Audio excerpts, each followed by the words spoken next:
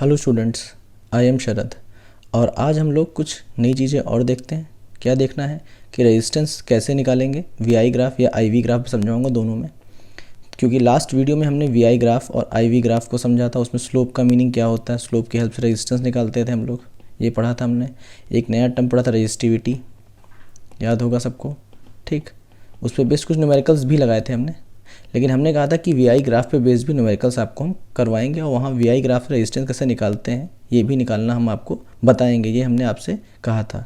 तो देखिए यहाँ पे क्या है, एक वीआई ग्राफ बना हुआ है और ये वीआई ग्राफ जो है ओम्स लॉ को फॉलो कर रहा है, क्योंकि लाइन कैसी है, स्ट्रेट है, तो ओम्स लॉ को फॉलो कर रहा है ये ग्राफ।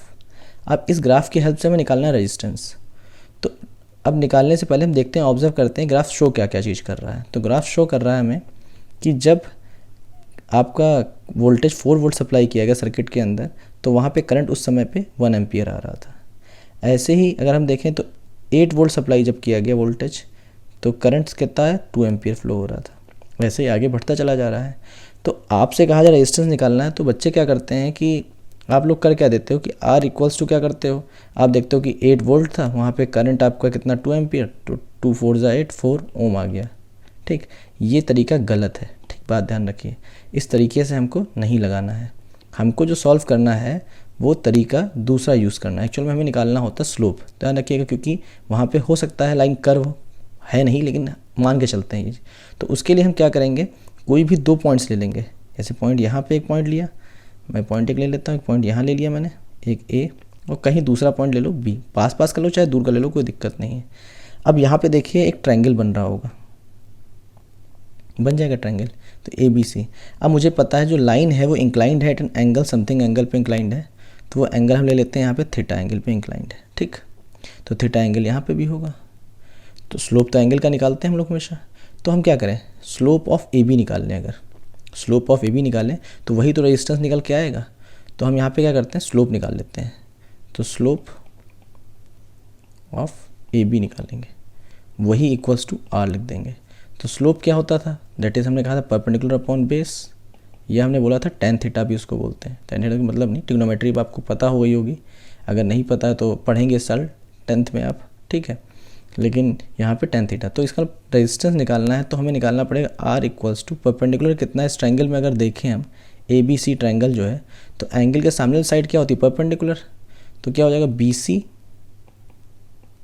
अपॉन ए सी।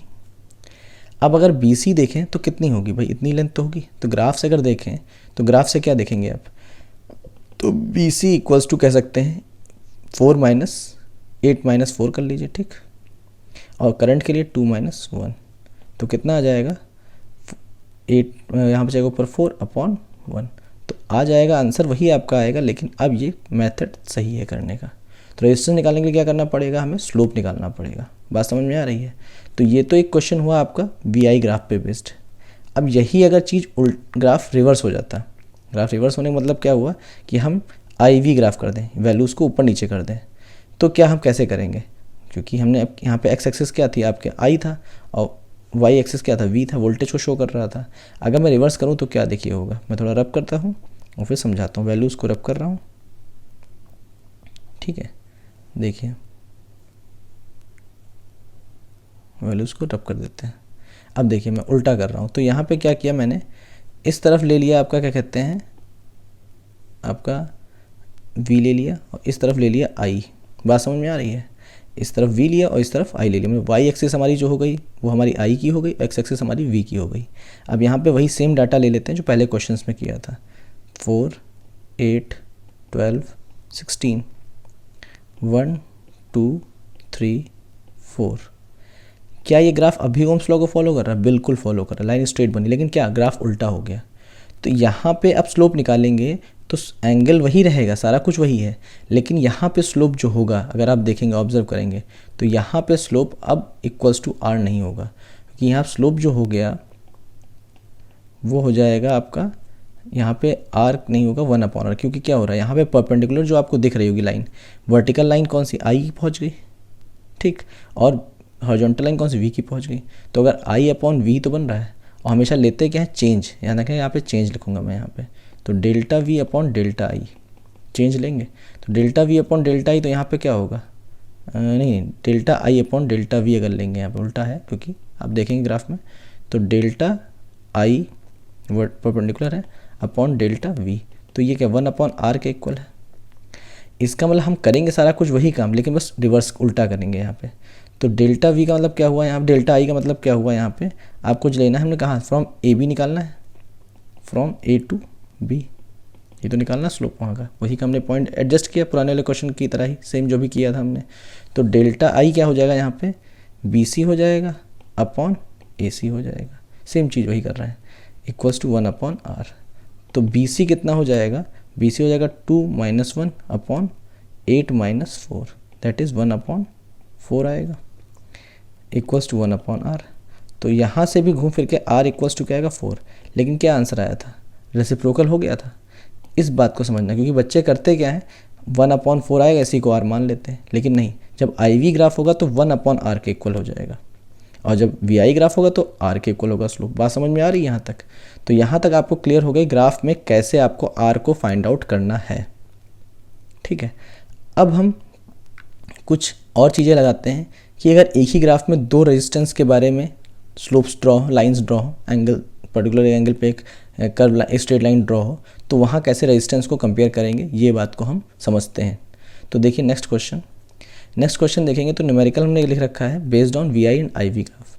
दोनों ग्राफ बने हुए हैं, दोनों ग्राफ में ये हर एक लाइन जो है वो रेजिस्टेंस को शो कर रही है, और क्वेश्चन में ये कह दिया गया है कि जो आपका रेजिस्टेंस आर है, आर ए, इस वाले ग्राफ के लिए अगर बात करूँ, इस वाले ग्राफ की बात कर रहा हूँ, तो आर ए यहाँ पे कहा गया है कि आर ए बड़ा है और आर बी छोटा है, और इस वाले ग्राफ के लिए कहा गया है कि आर ए छोटा है और आर बी बड़ा है।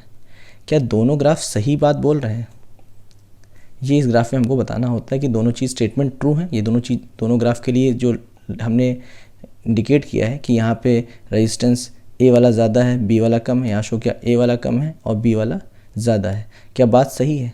तो हमने कहा स्लोप डिफाइंड नॉर्मली एंगल्स पे होता है, एंगल जिसका बड़ा उसका स्लोप ज़्यादा, लेकिन यहाँ पे क्या है, एक है वी आई ग्राफ और एक है आई वी ग्राफ। तो आपको हमने अभी जस्ट बताया था कि वी आई ग्राफ जब होता है, जब वी आई ग्राफ होता है तो वहाँ पे आपको बताया था स्लोप जो होता है वो इक्वल्स टू आर होता है, लेकिन आई वी ग्राफ में वही चीज़, स्लोप जो होता है वो उल्टा होता 1 अपॉन आर के इक्वल। कहने का मतलब हुआ यहाँ पे अगर हम एंगल वाली बात करें तो जिसका एंगल यहाँ बड़ा होगा उसका रेजिस्टेंस ज़्यादा होगा, लेकिन यहाँ पे जिसका एंगल बड़ा होगा उस रेजिस्टेंस का कम होगा, कि इन्वर्स होगा ना भाई। देखो ये वर्टिकल लाइन कौन सी, वी की है, और यहाँ आई की है हॉरिजॉन्टल लाइन, यहाँ वर्टिकल लाइन आई की है, यहाँ पे वी। तो अगर आप देखा जाए तो यहाँ पे क्या हो जाएगा कि डायरेक्टली प्रोपोर्शनल टू एंगल हो जाएगा, यहाँ पे अगर लिखना चाहूँ मैं डायरेक्टली प्रोपोर्शनल टू एंगल हो जाएगा, मतलब एंगल, और यहाँ पे क्या इन्वर्सली प्रोपोर्शनल टू एंगल हो जाएगा थीटा। तो यहाँ पे क्या दिख रहा है कि एंगल बड़ा तो रेजिस्टेंस बड़ा, यहाँ दिख रहा है एंगल बड़ा रेजिस्टेंस छोटा। तो इसका मतलब ये ग्राफ जो बात यहाँ लिखी है ये भी सही है, और जो ये लिखी गई वो भी सही है। क्योंकि क्यों, देखिए भाई यहाँ देखिए ए वाला रेजिस्टेंस जो लाइन बनी है वो शो कर रहा है एंगल बड़ा, तो रेजिस्टेंस भी क्या बड़ा है, और बी वाला एंगल छोटा है, रेजिस्टेंस छोटा, क्योंकि ये वी आई ग्राफ था। लेकिन आई वी ग्राफ में उल्टा होता है, इसका एंगल बड़ा है तो रेजिस्टेंस कम होगा, तो कम लिखा मैंने, आर ए कम है और आर बी क्या हो गया ज़्यादा, तो both the graphs are correct. तो ये आपको पहचानना आना चाहिए। यहाँ तक बात समझ में आ गई? तो यहाँ तक हमने ग्राफिकली कुछ इंपॉर्टेंट नॉलेज आपको दी, कुछ न्यूमेरिकल्स करवाए, कॉन्सेप्ट धीमे धीमे और क्लियर हो जाएगा, अभी और मैं आगे बताता रहूँगा, यहाँ तक क्लियर हो गया होगा।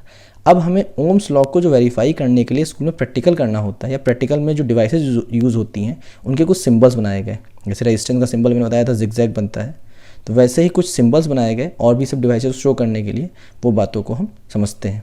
तो कुछ सिंबल्स देखते हैं, क्या सिंबल, क्योंकि तभी सर्किट डायग्राम हम बनाना सीख पाएंगे। तो देखिए सिंबल क्या क्या यूज़ होता है, तो हम बताते हैं आपको। Symbols used for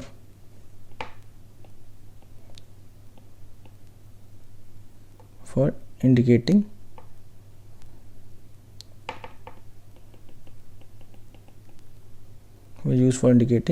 appliances.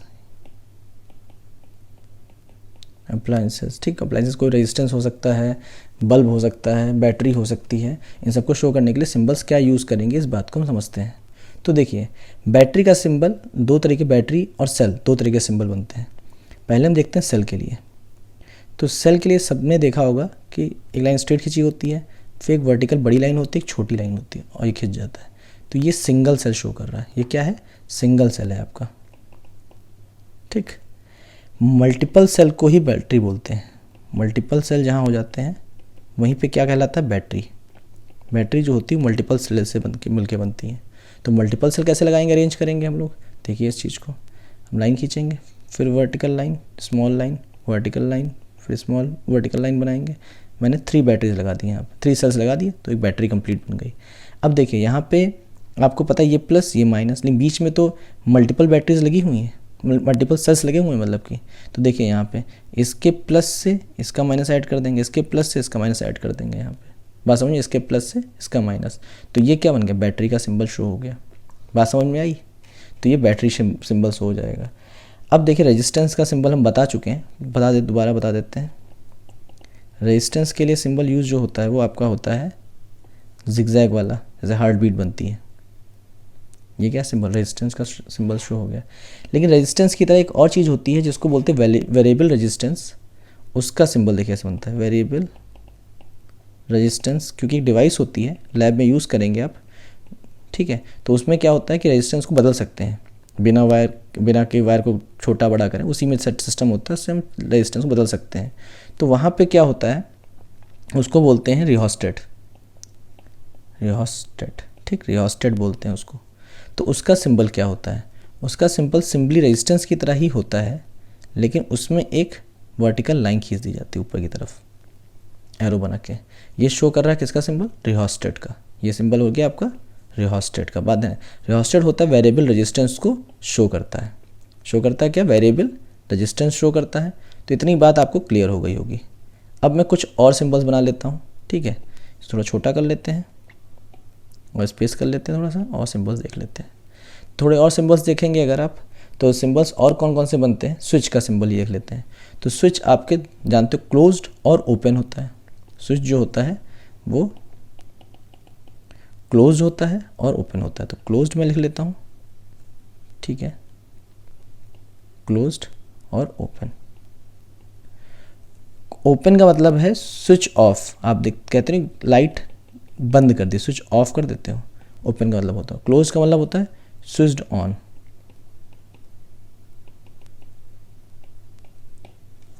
ठीक, स्विच्ड ऑन। तो उसको ऑन मतलब कि सप्लाई क्लोज हो गई, करंट सर्किट में आ रहा है, और ऑफ का मतलब सर्किट करंट में नहीं जा रहा है। तो सिंबल्स देखिए दोनों के लिए क्या बनता है, तो सिंबल्स बना लेते हैं दोनों के लिए। तो क्लोज्ड के लिए क्या बनाएंगे? एक ब्रैकेट बनाएंगे हम लोग और बीच में डॉट दिखा देंगे, तो ये हुआ क्लोज सर्किट के अंदर। और अगर ब्रैकेट बनाएंगे और उसमें डॉट नहीं बनाएंगे तो क्या हो गया? ओपन। तो ये सिंबल किसका हो गया? ओपन सर्किट का। ओपन सर्किट जब होगा तो सिंबल कैसा बन जाएगा आपका? सिर्फ ब्रैकेट बनेंगे और बीच में डॉट नहीं, और क्लोज में बीच में डॉट रख देंगे। ठीक, यहाँ तक क्लियर हो गया। अब देखते हैं हम लोग सिंबल किसका आपका, देखते हैं एमीटर का सिंबल। एमीटर आप जानते हो डिवाइस होती है जो यूज़ की जाती है किसके लिए? डिवाइस यूज़ होती है आपको करंट को मेज़र करने के लिए। तो एमीटर, एमीटर देखिए क्या कैसे बनता है। तो एमीटर का सिंबल क्या बनेगा? आप लाइन खींचिए, ठीक है, बीच में लाइन मतलब क्या, ये वायर शो कर रहा था, ए लिख दिया, और यहाँ तो इसमें टर्मिनल्स होते हैं प्लस और माइनस, क्योंकि आप सप्लाई जो कर रहे हैं वो डायरेक्शनल करंट सप्लाई कर रहे हैं यहाँ पे, तो उसका एक डायरेक्शन होता है। ठीक है, तो प्लस से माइनस, तो यहाँ पे बैटरी एमीटर जो होता है आपको मिलेगा लैब में, तो उसमें प्लस और माइनस, तो इंडिकेट करने का सिंबल आपका ये बनता है। ऐसे ही आपका एक डिवाइस और होती है जो करंट को ही मेज़र करती है, लेकिन it also gives us the information of direction also, that is galvanometer. तो गैल्वेनोमीटर देख लीजिए सिंबल उसका, गैल्वेनोमीटर, उसका सिंबल देखिए यहाँ पे। तो सिंबल उसका देखेंगे तो उसका भी सिंबल, उसमें क्या होता है, जी लिख देते हैं अंदर, ठीक, गोल सर्किल के अंदर, लेकिन उसमें प्लस माइनस इंडिकेट नहीं करते हैं। यहाँ पे प्लस और माइनस इंडिकेट नहीं किया जाता, ये इंडिकेटेड नहीं होते यहाँ पे। ठीक, तो गैल्वेनोमीटर में सिंपली, क्योंकि उसमें डायरेक्शन की कोई बात नहीं, क्योंकि डायरेक्शन बता ही देता है, तो चाहे जिस तरफ से वायर लगाओ, चाहे प्लस के लगाओ चाहे माइनस लगाओ, उससे फ़र्क नहीं पड़ने वाला। अभी जब लैब में प्रैक्टिकल करेंगे तो और ढंग से क्लियर होगा, या अभी सर्किट डायग्राम बनाएंगे तो और ढंग से क्लियर होगा। अब सिंबल देख लेते हैं वोल्ट मीटर का। वोल्ट मीटर का, तो वोल्ट मीटर का सिंबल क्या होता है? वोल्ट मीटर का सिंबल होता है आपका सेम वही तरीके से सर्कल बनाएंगे, अंदर वी, ये जो साइड से मैं लाइन खींचता हूँ ये वायर्स होते हैं उसके दिखाए जाते हैं, ठीक। अब इसमें क्या प्लस माइनस इंडिकेट करेंगे, प्लस और एक माइनस। बात समझ, वोल्ट मीटर का सिंबल हो गया। इतने सिंबल्स क्लियर हुए आपको? कुछ सिंबल्स और देख लेते हैं, नेक्स्ट पेज पे चलो बनाते हैं, ठीक। देखिए तो कुछ और सिंबल्स देखेंगे तो आप, तो उसमें क्या होता है, एक आपका होता है वायर ज्वाइंट कर दिखाना, और वायर ज्वाइंट ना हो, ओवरलैप्ड हो, तो ज्वाइंट वायर पहले देख लेते हैं और फिर ओवरलैप देख लेते हैं।